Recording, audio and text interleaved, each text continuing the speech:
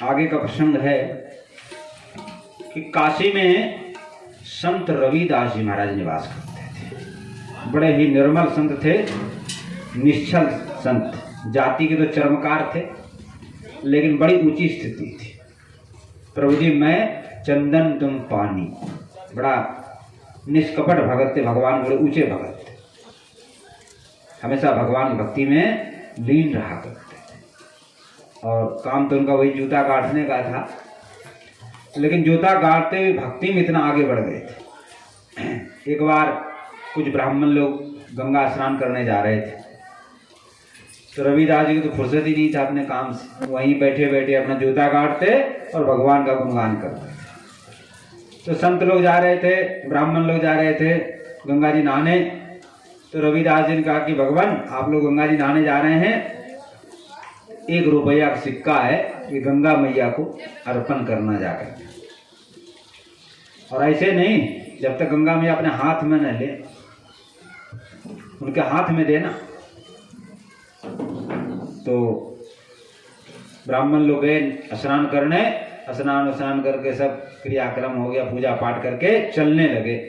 तब ध्यान आ रही, वो रविदास ने दिया था 1 रुपया सिक्का और कहा था गंगा मैया हाथ में ले देना। तो उसने कहा चलो ये इनका भी काम कर देते हैं, क्या लगता है। तो बोले हे गंगा मैया, जो रविदास भगत है उसने कहा है कि गंगा मैया अपने हाथ से लें।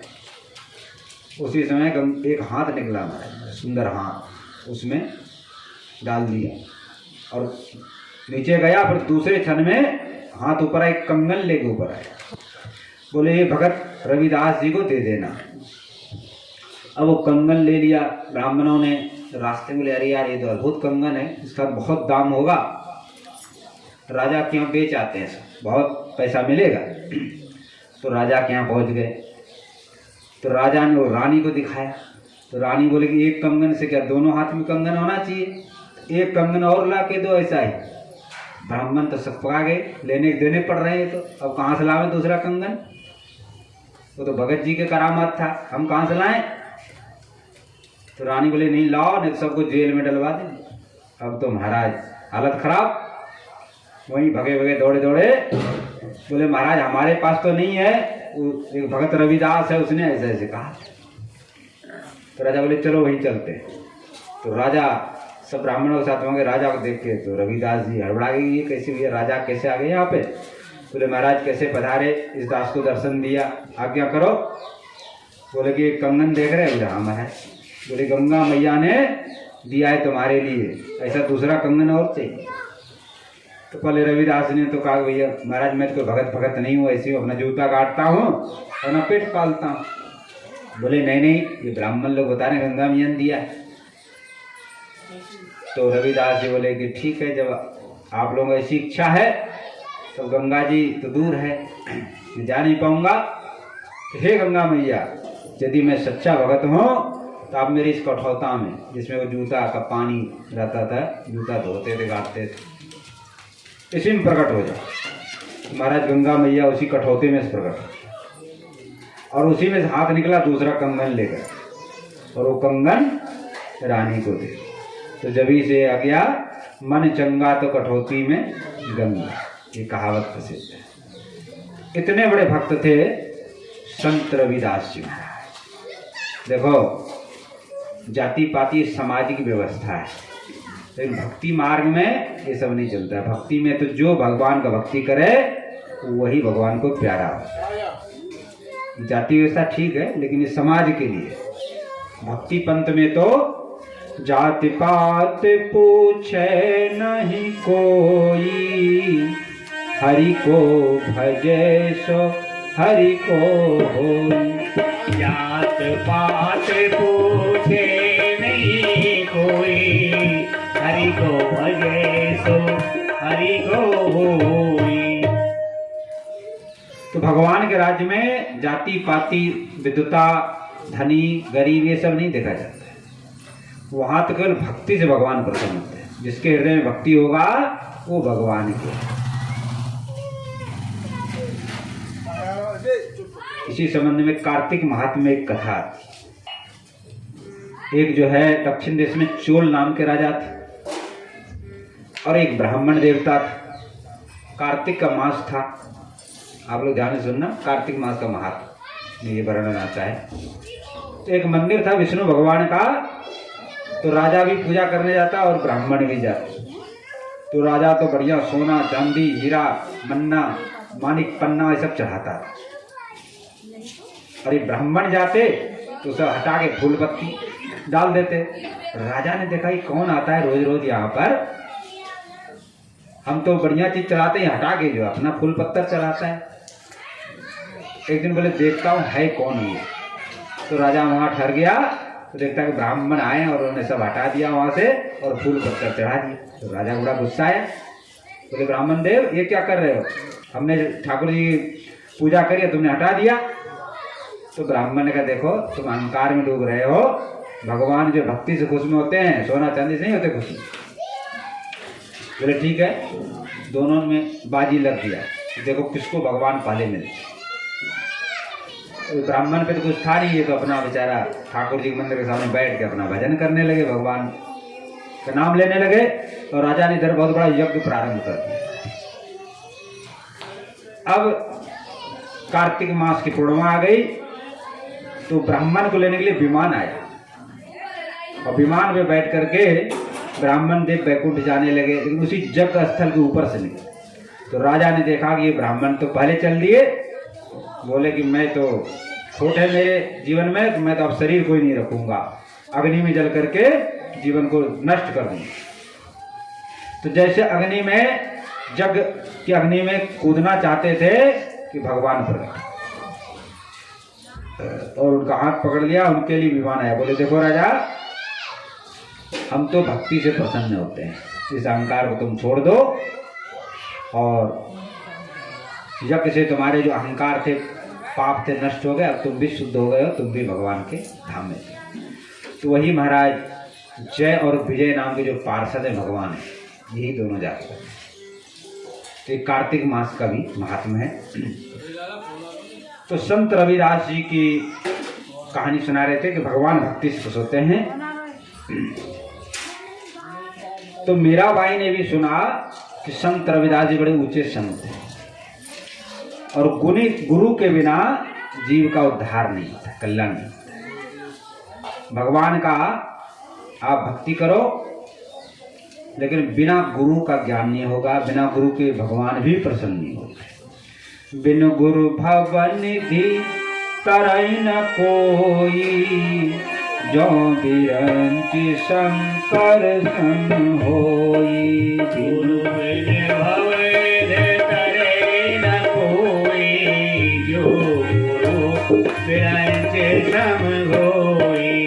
बिन गुरु भवन निधि तरई न कोई, जो बिरंची शंकर सन होई। कोई जो गुरु बिना गुरु के जीव का कल्याण नहीं होता। इसलिए हमारे यहाँ शास्त्रों में गुरु की बड़ी विशेष महिमा बताई गई। गुरु को ब्रह्मा विष्णु महेश ही बताया गया। गुरु ब्रह्मा गुरु विष्णु गुरुदेवो महेश्वर, गुरु साक्षात परम ब्रह्म तस्मै श्री गुरुवे। तो गुरुदेव की बड़ी महिमा है।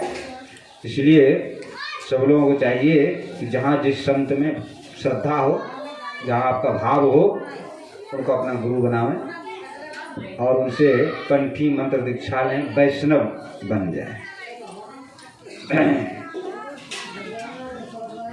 एक जो है छोटी सी कहानी है। एक ब्राह्मण ब्राह्मणी थे, ध्यान से सुनना भैया। तो दोनों भक्त थे, धर्मात्मा थे। तो ब्राह्मण देवता कहीं चले गए बाहर, तो ब्राह्मणी वहां पर थे। तो नारद जी महाराज घूमते घामते पहुंचे। तो ब्राह्मण का महाराज बड़ी कृपा किया, अपने पधारे विराजो। तो जल पीने के लिए देने लगे। बोले तुमने गुरु किया? बोले महाराज गुरु तो नहीं बनाया अभी तक। बोले देखो निगोरा के हाथ का जल नहीं पीते आप। बोले महाराज अब गुरु कहाँ खोजने जाएंगे, आप कृपा करके आ गए हैं, आपसे बड़े कौन हैं, आप ही गुरु बन जाओ। तो ब्राह्मणी ने गुरु मंत्र दीक्षा ले ली, कंठी ले ली। नारद जी का देखो, अब जो निगुरा है ना उनसे अलग रहना, उसका छुआ हुआ पानी नहीं पीना, उसे छूना नहीं।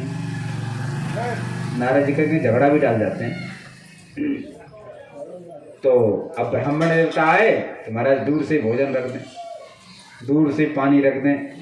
ब्राह्मण ने कहा ये क्या झंझट पड़ गया, दूर दूर से रहती है, क्या बात, क्या हो गया तुमको? बोले महाराज ऐसे ऐसे हमारे गुरु जी नारद जी हैं, उन्होंने बताया कि ऐसे ऐसे, अब तुम तो निगुरा हो, हम आपको नहीं छू सकते। तो ब्राह्मण ने बोले ऐसा करो, नारद जी बोला हम भी गुरु बन जाए, दोनों एक में हो जाएंगे, फिर कोई दिक्कत नहीं आएगा। तो नारद जी का आह्वान किया, नारद जी आ गए। नारद जी बोले ठीक है, तुम गंगा जी नहा के आओ, तुमको भी कंठी मंत्र दीक्षा दे। महाराज जी चल दिए गंगा जी। अभी रास्ते में मिल गए, पंडित जी कहाँ जा रहे हो?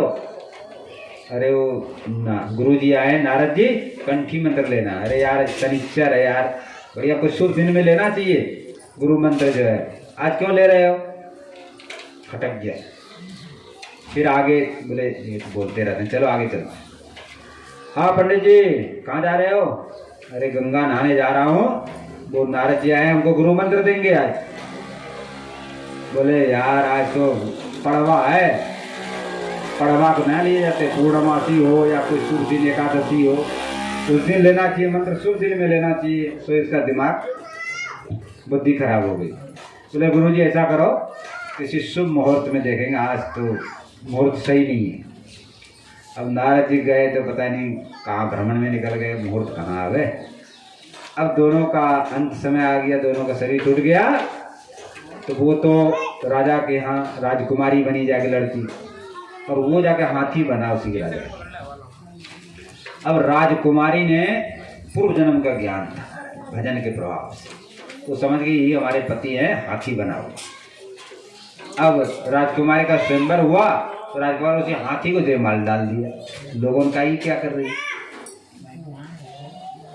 फिर नारद जी का स्मरण किया, तो नारद जी ने आकर के फिर उस हाथी के ही कान में मंत्र डाला। जैसे मंत्र डाला उसने हाथी का शरीर छोड़ दिया और राजकुमार का शरीर धारण कर लिया। तो फिर दोनों का विवाह हो गया, आनंद से रहने लगे। तो कहने का अर्थ है कि बिना गुरु का उद्धार जीविका नहीं होता है।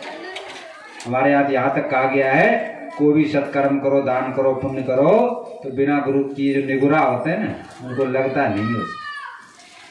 इसीलिए गुरु जरूर बनाना चाहिए। हमारे यहाँ पद्धति तो नहीं थी, लेकिन अब हम बाहर निकलते हैं तो हमको भी करना पड़ जाता है।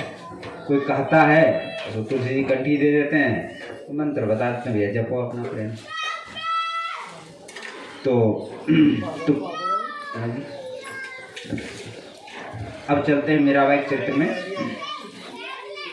कि एक मंदिर बनवाया गया, भगवान श्री कृष्ण का मंदिर बनाया गया।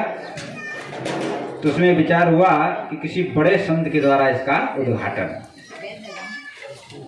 तो जो रानी थी मीराबाई की माँ, ये भी बड़ी भक्तनी थी, और संत रविदास जो सत्संग वहाँ पर मेड़ता में हुआ करता था।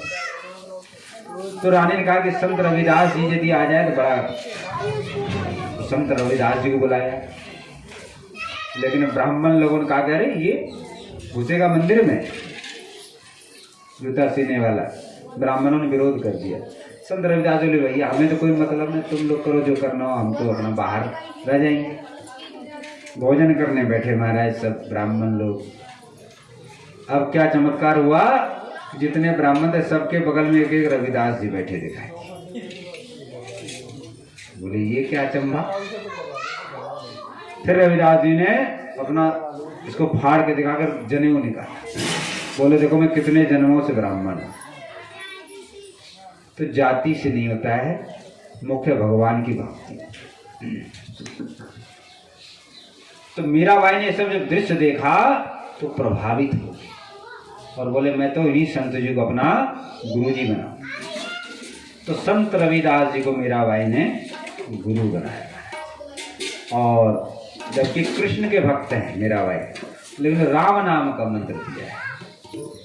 तो मीराबाई को गुरु मंत्र दिया, कंठी दिया, दीक्षा दिया। और यहाँ पर गाँवों में एक प्रचलन है, सुना है मैंने, मैं गाँवों में जाता हूँ कभी कभी। बहुत से लोग कहते हैं कि कुमारी कन्या को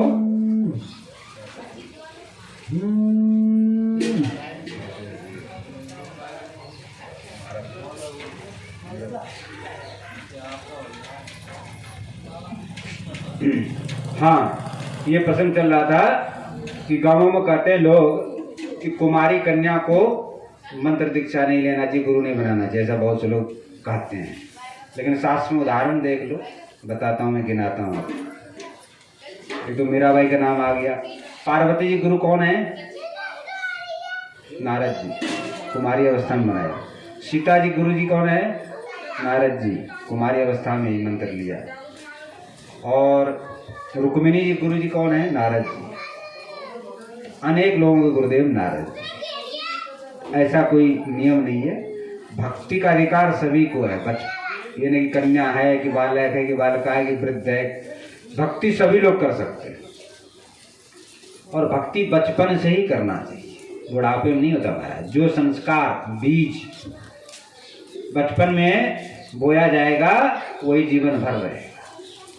इसीलिए हमारे यहाँ ध्रुव जी 5 वर्ष की अवस्था में ही भजन किया, प्रहलाद जी ने 5 वर्ष की अवस्था में भजन किया, ऐसे अनेकों भक्त हुए हैं। ऐसा कुछ नहीं, ये भ्रम है लोगों के अंदर। कहते हैं अरे बच्चे बिगड़ जाएंगे, अरे भक्ति करने से बिगड़ता नहीं महाराज, सुधरता है। तो ये गलत फहमी है लोगों के अंदर। लोग कहते हैं बाबा जी, अरे बाबा जी बनना इतना सरल काम नहीं है कि सब बाबा जी बन जाएंगे, इतना सीधा काम नहीं है। जिनके ऊपर भगवान की कृपा होती है वही संत बन पाते हैं। तो संत बनना कोई चना चबाना थोड़े है कि खा लो। तो भक्ति का अधिकार सभी है, जरूरी नहीं बाबा जी उनके घर में रह के भक्ति करो। लेकिन संस्कार, बच्चों को संस्कार बचपन से ही देना चाहिए, जिससे आगे उनका जीवन खराब। भक्ति करने से क्या लाभ है कि गलत कामों से आपके बच्चे बच जाएंगे। इसलिए भक्ति बचपन से ही करना। तो नाम दिया है।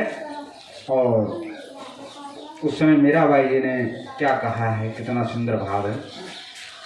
पायो जी मैंने राम रतन धन पायो, पायो जी मैंने राम रतन धन पायो। पायो जी मैंने राम रतन धन पायो। पायो जी मैंने राम रतन धन पायो। पायो जी मैंने राम रतन धन पायो।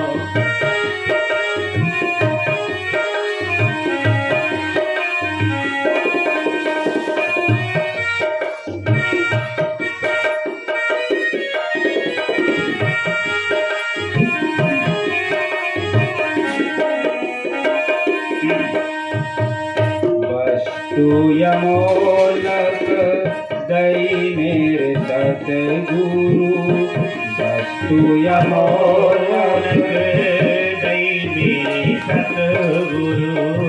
वस्तु यमोलक दई मेरे सतगुरु। वस्तु अमोलक दई मेरे सतगुरु। कृपा कर अपनायो, कृपा कर अपनायो।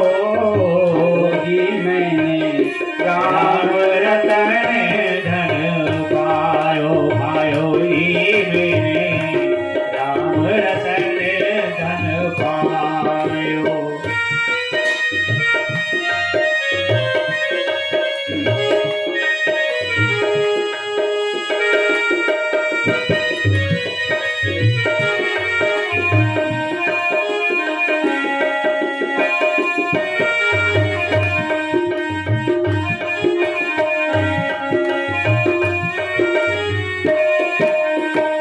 खायो न खर्च चोर न लेवे, खायो न खर्च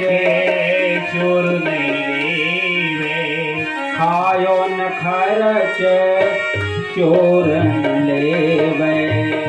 खायो ना सके चोर नहीं लेवे। दिन दिन बढ़त सवायो, दिन दिन बढ़त सवायो है। पायो जी मैंने राम रतन धन पायो। पायो जी मैंने राम रतन धन पायो।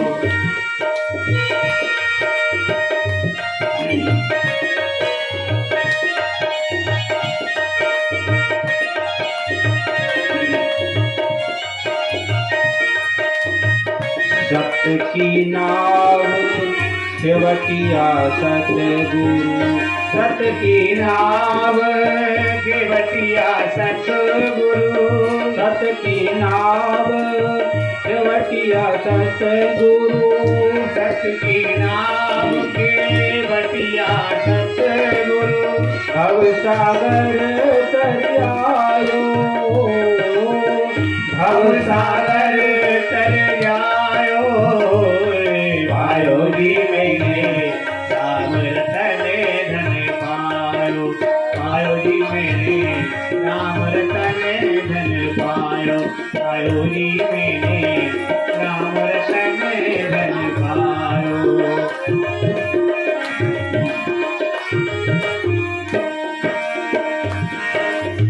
मीरा के प्रभु गिरधर नागर। मीरा के प्रभु गिरधर नागर। मीरा प्रभु गिरधर नागर। मीरा के प्रभु गिरधर नागर। हरस हरस जस गायो, हरस हरस यश गायो। पायो जी मैंने राम रतन धन पायो।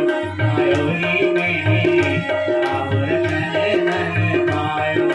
पायो जी मैंने राम रतन धन पायो। इस तरह से गुरुदेव भगवान ने राम नाम का मंत्र दिया मीराबाई को।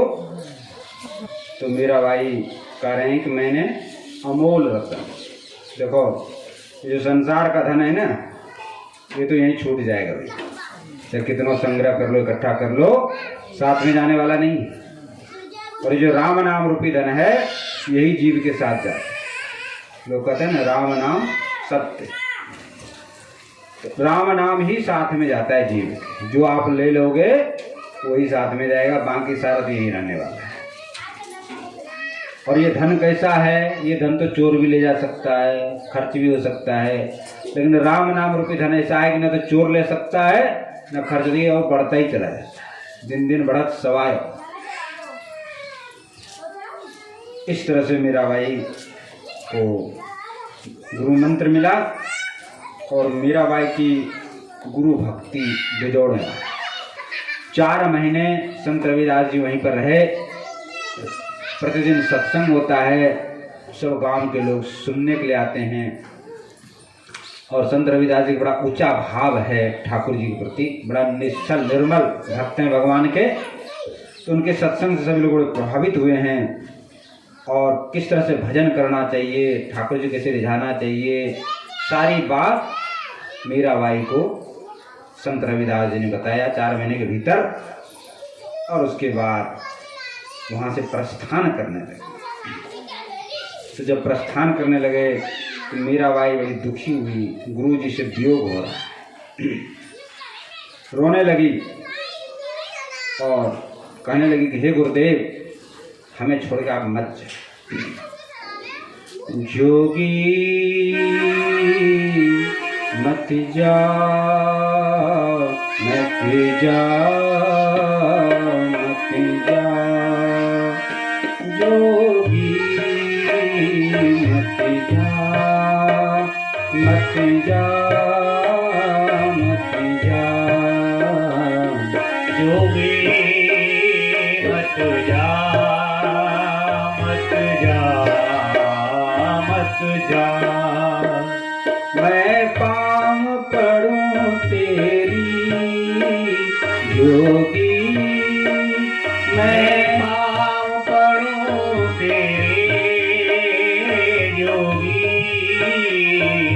जा मत जा मत जा मत जा जोगी मत जा मत जा मत जा योगी मत जा मत जा मत जा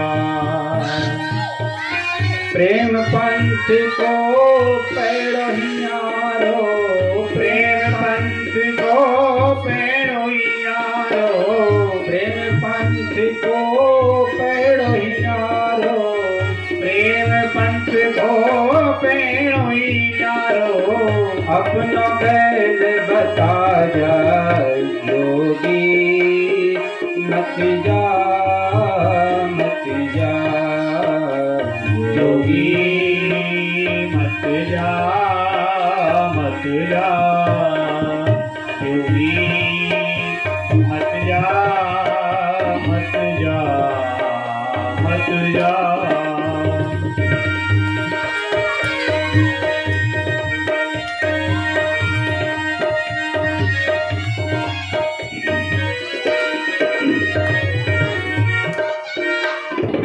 अगर चंदन की चितार जाऊं अगर चंदन की सितार जाऊं अगर चंदन की चितार जाऊं अगर चंदन की सितार जाऊं अपने हाथ जला जा योगी अपने हाथ जला जा जोगी मत जा मत जा मत जा जोगी मत जा जल भई में भस्म की ढेरी जल भई में भस्म की ढेरी जल भई में भस्म की ढेरी जलवई में भस्म की ढेरी अपने अंग रमा जा योगी मत जा मत जा जोगी मत जा मत जा मत जा जोगी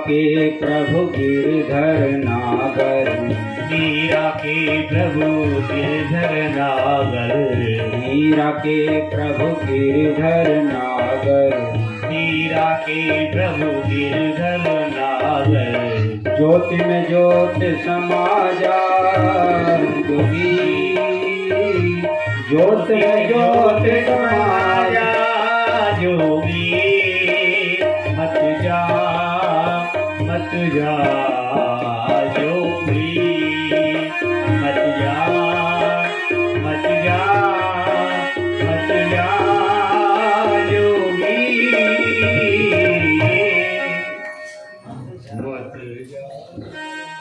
इस तरह से संतों से जो बिछुड़ना होता है ये मृत्यु के समान है। तो मीराबाई को बड़ा दुख हो रहा है, कष्ट हो रहा है, लेकिन संत तो महाराज रमता जोगी भाता पानी, उनको काशी जाना ही था तो काशी चले गए। लेकिन मीराबाई कई दिनों तक गुरुदेव की याद में रोती रही